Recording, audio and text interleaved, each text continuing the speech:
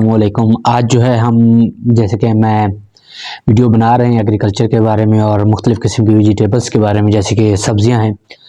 तो आजकल मौसम भी सब्जियों का है और जो है आजकल मोस्टली किसान सब्जियों को लगा के काफ़ी सारा प्रॉफिट हासिल कर रहे हैं। तो काफ़ी लोगों का मसला ये है कि वो कौन सी कह लें कि सब्ज़ी है जो आजकल लगाएं और गर्मी में हमें सही से प्रॉफिट दे। तो सबसे अच्छी जो आजकल कह लें गर्मियों में जिसके बहुत अच्छे पैसे मिलते हैं या जिसकी बहुत ज़्यादा डिमांड होती है वो भिंडी है, और उसके बारे में इंशाल्लाह हम बताएंगे आज आपको शुरू से लेकर आखिर तक, मतलब सीड से लेकर ज़मीन की तैयारी से लेकर इंशाल्लाह चुनाई तक बताऊंगा आपको कि कैसे आपने सीड लगाना है और कैसे उसकी ज़मीन तैयार करनी है, कौन से उसमें जो है थोड़ी बहुत डिजीज़ आ जाती है, इंसेक्ट्स आ जाते हैं, उसके अगेंस्ट आपने कौन सी स्प्रे वगैरह इस्तेमाल करनी है। तो चलें शुरू करते हैं वीडियो को। तो भिंडी बेसिकली बहुत ही कह लें कि अच्छी क्रॉप है और इसकी गर्मियों में बहुत ज़्यादा डिमांड होती है। लोग इसकी डिमांड बहुत करते हैं कि नहीं भिंडी हमें चाहिए, या कह लें कि भिंडी के रेट बहुत ज़्यादा हाई होते हैं जिसकी वजह से इसकी डिमांड बहुत ज़्यादा होती है। और सिंध में ठीक है एक आधा महीना हमसे पहले आ जाती है भिंडी और वो हमसे ज़्यादा पैसे कमा लेते हैं। भिंडी बेसिकली जो है पाकिस्तान के एरिया पंजाब में मोस्टली जनवरी के एंड में या फरवरी के स्टार्ट में लगाई जाती है। जैसे जनवरी के एंड से लेके 25 जनवरी के बाद, या आप कह लें कि 15 फरवरी से पहले जो है भिंडी को लगाया जाता है। तो बात करते हैं इसकी ज़मीन की मिट्टी के बारे में कि कौन सी मिट्टी इसके लिए कह लें कि बेनिफिट है या कह लें कि बहुत अच्छी जिसमें ये ग्रो करती है। तो बेसिकली हमारे पास जो सॉइल है 3 तरीके की होती हैं। एक हमारे पास जो होती है रेतली होती है, दूसरी एक करकराटरी होती है जिसे कह लें कि थोड़ी सख्त होती है, उसमें अगर टिलेज भी करें तो उसके अंदर पत्थर वगैरह होते हैं, या जिसे कह लें चिकनी मिट्टी कहते हैं मेरे ख्याल से नॉर्मल कॉमन लैंग्वेज में। और एक हमारे पास होती है भुरभुरी मिट्टी जिसकी पीएच नॉर्मल होती है 6 to 8 के दरमियान होती है, जो कि क्रॉप के लिए बहुत अच्छी होती है। तो वो बहुत अच्छी है भुरभुरी जो मिट्टी है। तो शुरू करते हैं इसकी तैयारी के लिए कि ज़मीन आपने कैसे तैयार करनी है। अच्छा, आपने इसके अंदर जब ज़मीन तैयार करनी है, इसके ज़मीन तैयार करते वक्त आपने इसके अंदर डीएपी डालनी है 1 बोरी, या आपने इसके अंदर नाइट्रोजन की डाल लेनी है 1 बोरी, जो आपको मतलब सूटेबल लगे आपके अपने एरिया के हिसाब से, जो मतलब रेट में सही हो। काम दोनों वही बराबर करती हैं। तो आपने इसके अंदर 2 से 3 दफ़ा हल चलाना है। 2 दफ़ा आपने हल चलाने के बाद आपने करना ये है कि इसके अंदर रोटावेटर चलाना है। रोटावेटर जो मतलब ज़मीन के अंदर जितने भी कह लें पत्थर हैं, पत्थर तो नहीं कह सकते, जो मतलब भील की जिसे कहते हैं कि मिट्टी का जो बने हुए होते हैं पत्थर की तरह स्टोन, वो ब्रेक डाउन हो जाते हैं, भुरभुरी मिट्टी में ट्रांसफ़र हो जाते हैं, जिसकी वजह से कह लें कि वो आपको ज़मीन की मज़ीद तैयारी करने में बड़ी आसानी पैदा होती है। तो आपने जो है ज़मीन तैयार करने के बाद इसके अंदर आपने भिंडी लगानी है। अच्छा, भिंडी लगाने के लिए कुछ लोग इसका जो है बेड वगैरह का भी इस्तेमाल करते हैं, मतलब बेड बना लेते हैं 10 बाई 20 का बना लेते हैं, 20 बाई 40 का बड़े बड़े बेड बना लेते हैं, उसके अंदर खीले बना लेते हैं। अब 10-10 का बेड बनाएंगे 10 बाई 20 का, तो उसके अंदर आप लगा लें 4 खीले बना लें, रोज़ बना लें, या आप पूरे एकड़ में करना चाहें तो उसमें रॉज बनानी है आपने। अच्छा, इसकी रॉ का जो डिफरेंट हो मतलब डिस्टेंस हो, खीले का कम से कम होना चाहिए 15 से 18 इंच, जो उसकी मतलब कह लें कि रिजेस का डिस्टेंस होगा वो 2 से 2.5 फीट होना चाहिए। उसके बाद जब आपने ये तैयार कर लिया, आपने इसको इरिगेशन करना है। इरिगेशन करने के बाद आपने इसको जब इरिगेशन कर लेना, पहला जो आपने इसको पानी लगाना है बहुत अच्छा खासा देना है। अच्छा, कुछ इलाकों में क्या होता है कि लोग क्या करते हैं, पानी देने से पहले सीड लगा लेते हैं, उसके बाद पानी देते हैं। तो आपने जो है सीड कहाँ लगाना है मैं आपको बता रहा हूँ। सीड आपने रिजिस के ऊपर लगाने हैं, और जो है रिजिस में लगाने के बाद आपने इसका 1 से 1.5 इंची अंदर डालना है, मतलब सीड को ज़मीन के अंदर डालना है। लेकिन आपने बीज वो इस्तेमाल करना है जो बहुत अच्छी प्रोडक्शन देता हो। बीज के नाम भी मैं आपको बताऊंगा जो आजकल बहुत अच्छी प्रोडक्शन दे रहे हैं।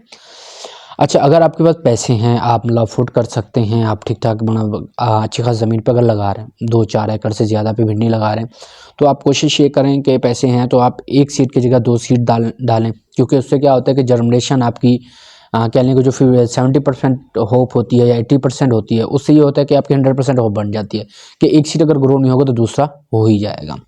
उसके बाद अच्छा उसके बाद मैं आपको बताऊं कि जैसे कुछ कहते हैं कि यार सीड कितना लगेगा 1 एकड़ में, तो आपको मैं बताऊं जो हाइब्रिड सीड होता है, जो हाइब्रिड सीड होता है वो तकरीबन, सॉरी, जो हाइब्रिड सीड होता है वो 10 से 12 केजी लगता है 1 एकड़ पे, अगर नॉर्मली आप तरीके से लगा लें।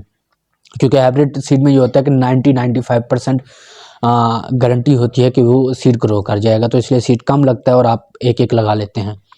और अगर आपके पास देसी सीड है तो वो कम से कम 15-20 केजी के अराउंड लग जाता है 1 एकड़ में। तो आपने कोशिश ये करनी है कि बहुत अच्छा सीड लेना है जिसकी जर्मिनेशन बहुत अच्छी हो, क्योंकि इसको बार बार फिल करने से ये है कि भिंडी का साइज़ या कह लें कि हाइट कम रहती है, जिसकी वजह से उसको लाइट या टेम्परेचर कम मिलने की वजह से वो प्रोडक्शन सही नहीं दे पाते। अब उसके बाद हम बात कर रहते हैं कि इरिगेशन सीड हो गया हमारा, बहुत अच्छा लेना है। अच्छा, इरिगेशन से पहले मैं आपको ये बता दूं कि जो सीड प्लांट का डिस्टेंस हो वो अपने एरिया के हिसाब से देखें। वैसे तो इसका जो डिस्टेंस होता है नॉर्मली वो अपने 10 इंच रखना है, प्लांट टू प्लांट डिस्टेंस जो होता है इसका आपने जो है 10 इंच रखना है इसका प्लांट टू प्लांट, ताकि इसकी जो ब्रांचेस हैं छोटी छोटी उनको स्प्रेड होने में सही से जगह मिल सके। अच्छा, अब बात आ जाती है इरिगेशन की कि भाई इरिगेशन कैसे दे। सीड हो गया, ज़मीन की तैयारी हो गई। अब सीड इरिगेशन जो है हमने पहला जो पानी है इसको पहला पानी इतना भरपूर देना है जैसे सेब हो जाए सारी ज़मीन सैलाब की तरह हो ना, कि मतलब बिल्कुल जो रिजेस जहाँ आपने सीड लगाया ना वहाँ पे पानी का कह लें कि सेम पहुँच जाए। खिले कम से कम 2 से 2.5 इंच नीचे सीड से आपका पानी की लेवल होना चाहिए। पहला पानी आपने बिल्कुल बहुत ही अच्छा देना है, सही से भरपूर देना है, क्योंकि ज़मीन जितनी नम होगी स्टार्ट में जर्मिनेशन के टाइम सीड को जर्मिनेशन होने में उतनी मतलब मदद मिलेगी और बहुत जल्द वो जर्मिनेशन हो जाएगी उस सीड की। अच्छा, उसके बाद जो आपने ऐसा ऐसा वक्त ब वक्त कह लें कि पहला पानी आप इतना दें कि आप उसकी नमी जो है तकरीबन 8 से 10 दिन रहे ज़मीन के अंदर, गीलापन हल्का सा रहे। अच्छा, दूसरा पानी आपने जो है उसके औसत देखने की, जैसे ज़मीन खुश्क हो रही हो आपने पानी देना है, लेकिन जो दूसरा पानी देना है आपने ऐसे नहीं देना। दूसरा पानी बहुत कम लेवल कर देना है आपने। जितना भिंडी के आप कह लें कि आप दूसरे पानी के साथ जो है आपने अब दूसरा पानी जो है आपने बिल्कुल आराम से देना है, मतलब थोड़ा देना है। क्यों? क्योंकि जितना ज़्यादा रूट से पानी को दूर रखेंगे इसकी भिंडी के, उतना ज़्यादा भिंडी के लिए फ़ायदा होता है। जितना ज़्यादा रूट के करीब जाएगा तो वो आपकी भिंडी जर्मिनेशन सही नहीं कर पाती, उसकी जो हाइट अच्छी नहीं हो पाती, जिसकी वजह से उसके रूट में डिजीज़ आना या उसके कह लें कि गलना शुरू हो जाती है। भिंडी की रूट से बिल्कुल आपने इतना पानी देना है कि जस्ट उस तक नमी पहुँचे, वो खुद ब खुद ऑब्ज़र्व कर लेती है पानी। उसके बाद आपने जो इसमें आपने जो दूसरा पानी देना है उसके साथ साथ आपने इसको जो मोस्टली लोग होते हैं, अच्छा दूसरा पानी जो है आपने वही मैंने बताया वक्फे के साथ देना है। तो कितना देना है? वही थोड़ा सा देना है। अच्छा, दूसरे पानी के साथ कुछ लोग क्या करते हैं, इसको यूरिया वगैरह दे देते हैं, यूरिया दे दी, कोई खाद दे दी, डीएपी वगैरह। तो आपने उसको जो है यूरिया दूसरे पानी पे नहीं देना। रीज़न उसका मैं आपको बताता चलूँ। कुछ लोग कहते हैं कि नहीं यार इसकी जर्मिनेशन सही नहीं हो रही, लेट हो रहे हैं, इसकी हाइट सही नहीं आ रही। अच्छा, हाइट के चक्कर में काफ़ी लोग कंफ्यूज हो जाते हैं। वो इस चक्कर में कंफ्यूज हो जाते हैं कि यार हाइट नहीं दे रही तो प्रोडक्शन भी वो सही नहीं देगी। वो प्रोडक्शन सही देगी, हाइट का प्रॉब्लम नहीं होता। जितनी उसकी हाइट बढ़ती जाएगी ना, उसके जो बर्ड्स होते हैं या कह लें गिटां होती है, गांठ होती है, जहाँ से वो निकलता है फूल या फ्लावर या कह लें प्लांट की जो ब्रांच निकलती है, वहीं पे इसका फ्लावर निकलता है, वहीं पे इसकी भिंडी का मतलब फ्रूट आता है। तो जितना फासला होता जाएगा हाइट का, मैक्सिमम इसकी हाइट होती है तकरीबन 7-6-7 फीट होती है। बड़ा भी हो जाता है ऐसे, लेकिन मैक्सिमम मिनिमम देखा गया है जो मतलब नॉर्मल जो रेंज है इसकी 7 फीट है, वो 6 से 7 फीट का होता है प्लांट, जो मतलब देखा गया मैक्सिमम। तो जितनी गिठां बड़ी होती जाएगी, डिस्टेंस जितना बढ़ता जाएगा, तो वो ज़ाहिर प्रोडक्शन तो उतनी कम देगा। तो आपने जो है दूसरे पानी पे इसको खाद नहीं देनी कोई भी, आपने सिर्फ पानी देना है उसके ऊपर, बाकी आपने उसको देखभाल करना है। कहीं पे अगर जनरेशन नहीं हुई तो आपने वो गैप फिल कर देना है। उसके अलावा अगर इसके अंदर कोई जड़ी बूटी आ गई, आपने पानी जो है दूसरे पे खाद नहीं देना, ठीक है, डीप है। अब आपने जो है इसका जो फ्लावर स्टेज होती है, आपने कहा दिया कि भाई दूसरा पानी सही नहीं देना, बाकी वक्त के साथ साथ पानी देते जाना है। तो आपने जो इसका बाकी पानी देना है भरपूर, जिससे मैं कह रहा हूँ, पहला तो आपने जर्मिनेशन के टाइम दिया है, स्टार्टअप में दिया जब शो कर रहे थे। दूसरा आपने जिसको जो भरपूर पानी देना है वो देना है आपने 40 या 45 डेज के बाद, क्योंकि जो इसकी फ्लावर होती है या प्रोडक्शन टाइम स्टार्ट हो रहा होता है, फ्लावरिंग स्टार्ट हो रही होती है, वो होता है इसका 45 डेज बाद आना शुरू होती है। तो उस वक्त आप इसको जितना पानी अच्छा देंगे उतने ज़्यादा ये फ्लावर लगाएगी, और जितने ज़्यादा फ्लावर होंगे उतने ज़्यादा इसके फ्रूट आएंगे। उस टाइम जो है आपने इसकी जड़ी बूटियों का भी देखना है। जड़ी बूटियाँ इसमें काफ़ी आ जाती हैं, तो जड़ी बूटियों को आपने कैसे निकालना है। बहुत लोग वीडिसाइड इस्तेमाल करते हैं। वीडिसाइड बेसिकली वो दवाई होती है जो इन्हीं जंगली जड़ी बूटियों को, जो प्लांट के साथ आ जाती हैं, अनवांटेड प्लांट जिनकी कोई नीड नहीं होती, उनके लिए वीडिसाइड दवाई होती है, केमिकल होती है, वो यूज़ करते हैं। तो आपने यूज़ नहीं करनी। मोस्टली आपने क्या ये करना है कि आपने होइंग करनी है, डुगिंग करनी है उसकी प्लांट की, प्लांट डुगिंग करनी है और आपने जड़ी बूटियाँ इसकी निकालनी है। इसके दो फायदे हैं। पहला फ़ायदा तो ये है कि कोई भी आपका वीडिसाइड जब इस्तेमाल करते हैं, ज़ाहिर है वीडिसाइड में केमिकल होता है, उससे आपका पहला नुकसान तो ये है कि आपकी क्रॉप पे इम्पैक्ट पड़ता है। दूसरा इसका ये है कि जो नेचुरल एनिमी है, जो प्रीडेटर है, प्रीडेटर की भी इंशाल्लाह मैं पूरी वीडियो बनाऊंगा कि प्रीडेटर बेसिकली होता क्या है। तो प्रीडेटर है वो भी आपका जो होता है डैमेज होता है, इससे इफेक्ट होता है, इससे मर जाता है, जिसकी वजह से आपका लॉस है। दूसरा आपकी ज़मीन, चौथा जो आपका प्रॉब्लम है, तीसरा आपका प्रीडेटर हो गया, चौथा आपका ये प्रॉब्लम है कि आपकी कॉस्ट लग रही है। लेबर तो वैसे भी आपकी लग रही है, जो स्प्रे कर रही है वो लग ही रही है, लेकिन आपकी कॉस्ट भी लग रही है। तो आपने कोशिश ये करनी है कि लेबर बाय ह्यूमन, मतलब इंसानों, लेबर किसानों से ही उसको अप्रोच कराएं जड़ी बूटियों को। अच्छा, इसका फ़ायदा क्या है फिर अब मैं आपको बताता हूँ। इसका फ़ायदा ये हो जाता है कि अब जब होइंग करवाते हैं, डुगिंग करवाते हैं ज़मीन की, तो ज़मीन की जो निचली तह है वो ऊपर आ जाती है। तो ऐसे करते करते पौधों को जो है आप कह लें कि न्यूट्रिशन ज़्यादा मिलती है, और उससे होइंग से पौधों को बहुत ज़्यादा फ़ायदा मिलता है, जिसकी वजह से क्रॉप प्लांट और कह लें कि फ्रेश हो जाता है। तो कोशिश करें कि उसकी होइंग करवाएं, डुगिंग करवाएं, जिससे आपको ज़्यादा प्रोडक्शन मिले और कोई भी आपको नुकसान ना हो, पैसे भी नहीं लगेंगे और काम भी आपका अच्छा हो जाएगा। अच्छा, जब इंसानों के आपने कराने के बाद जब आप इसको पानी देंगे, मतलब जो आपका फ्लावरिंग से पहले जो आपने वीडिसाइड इस्तेमाल नहीं की, वीड्स वगैरह निकलवा लिए लेबर से, उसके बाद जो आप इसको आपने जो डुगिंग कराने के बाद मतलब आपने जड़ी बूटियाँ निकलवा ली, वीड्स निकलवाने के बाद आपने जो उसको इरीगेशन देना है फॉर 40 दिन या 45 दिन के बाद, तब आपने इसको खाद देनी है। तब आप इसको अमोनियम नाइट्रेट दे दें या नाइट्रोजन फास दे दें। इन दोनों में से कोई, जिसने पहले नाइट्रोजन दी हो वो जो है अमोनियम दे दे, जो पहले उसने डीएपी दी हो वो अभी नाइट्रोफास दे दे, चेंज कर ले, कोई इशू नहीं होगा। इससे ये होगा कि आपकी प्रोडक्शन ज़्यादा आने के चांसेस होंगे। अच्छा, अब फ्लावर आ गया, आपने मिक्सिंग जो है ऐसे आपने अमोनियम वगैरह दे दिया है इसको।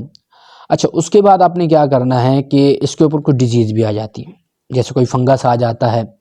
फंगस के लिए आपने कोशिश ये करनी है कि फंजीसाइड यूज़ करनी है, कोई रजिस्टर्ड कंपनी जैसे सिजेंटा है, इंग्रो है, इनकी आपने कोशिश करनी है कि फंजीसाइड यूज़ करनी है। उसके अलावा इंसेक्ट भी आते हैं। वैसे इंसेक्ट के लिए तो नॉर्मली कहते हैं कि इंसेक्टिसाइड यूज़ करनी चाहिए, लेकिन स्पेसिफिक इंसेक्ट के लिए स्पेसिफिक दवाएँ भी होती हैं जो आप केमिकल मार्केट से ले सकते हैं और वो इस पर अप्लाई करें।